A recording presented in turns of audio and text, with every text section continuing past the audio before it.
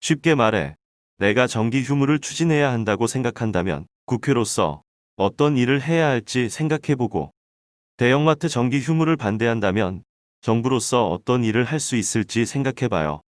참고로 국회와 정부의 권한은 다음과 같아요.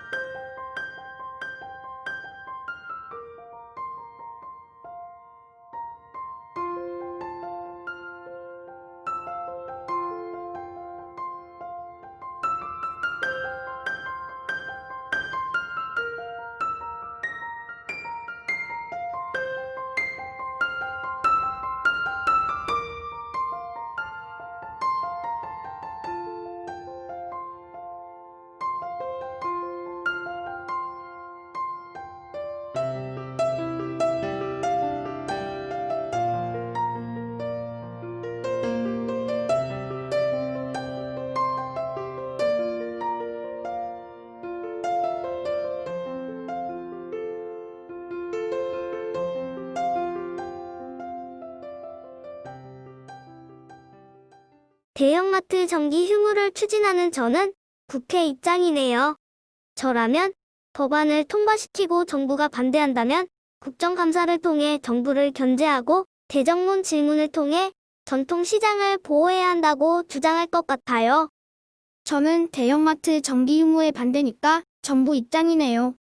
저라면 국회에서 낸 유통산업발전법에 대한 거부권을 내세울 것 같아요.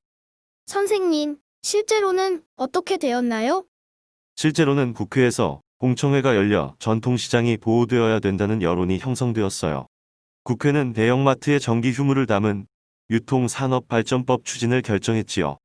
정부는 소비자에게 불편을 주고 기업의 영업을 방해할 수 있다는 이유로 신중한 태도를 보였어요.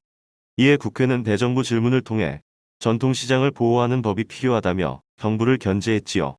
결국 국회는 전통상인들을 보호하는 유통산업발전법을 만들었어요. 그러나 헌법재판소는 전통시장 상인들을 보호하는 것이 헌법에 어긋나지 않는다고 판단했어요. 이로써 대형마트의 정기 휴무가 시작된 거죠. 선생님, 그럼 제가 틀린 거네요. 틀리고 맞고가 아니에요.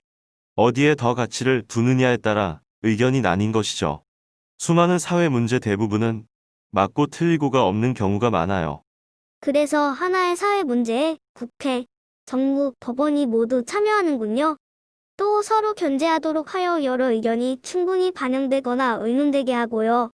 맞아요. 하지만 무엇보다 중요한 건 국회, 정부, 법원 등 국가기관이 우리 생활과 밀접한 관련이 있다는 사실이에요. 오늘도 수고 많았어요. 다음 사회 시간에 봐요.